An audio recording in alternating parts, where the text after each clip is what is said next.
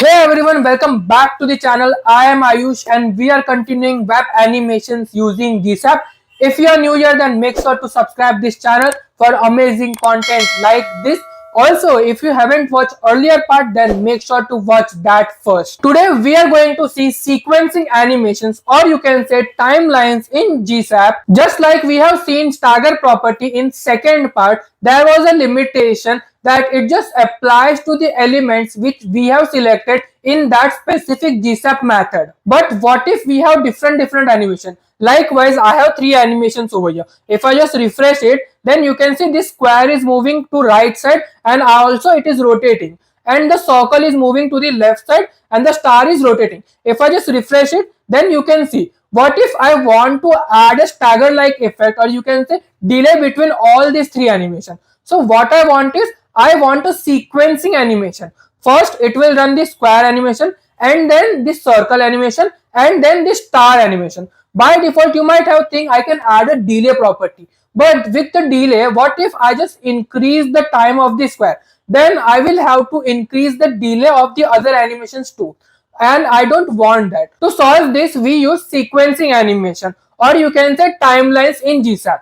First of all, let's see the manual way by adding a delay. So what I want is, the square animation is of 2 seconds. So I want a delay of 2 seconds. So I will add a delay of 2 seconds. So it has a delay of 2 seconds. After that, in circle, in star also, I want a delay, but it will be 4 seconds, because the first square animation will take 2 seconds and then the circle animation will take 2 seconds. That's why I want a 4 second of delay. This is the manual way. If I just show you the output, as you can see, it is running as I wanted. 2 seconds for this, 2 seconds for this, and then 2 seconds for star. Okay, like this it is running. If I just show you again, so first square animation is running, and then the circle, and then the star animation is running. So I want the exact same effect, but I want a change. Let's suppose my square animation is of 5 seconds. So it will automatically, I have to calculate it and write it, change it over here also. So it is like little bit complex thing. To solve this, we use this timeline in GSAP. Now let's create the same effect by using GSAP timelines. First of all, I have already removed the delay, and now what I will do is, I will create a variable. Let's suppose TL equals to gsap.timeline timeline, and after this what I will do is, I will just replace this gsap.to to tl.to. So what I am doing is, I have assigned this. So if I just show you the output of this in the console, and I have just gone into the console, and if I just print TL, then as you can see, this is also returning an object which has this all methods like to, from, this all methods are there in this GSAP timeline function also. So automatically, if I have added this timeline and I just refresh, the same effect is achieved by default. So I just have to replace like 2 to 3 things and everything is done. If I just change the duration, then it will run as I wanted. If I just show you the, see, like this square is running for 5 seconds, and after 5 seconds the second element will move, and then this element will run. So this is the timelines in GSAP.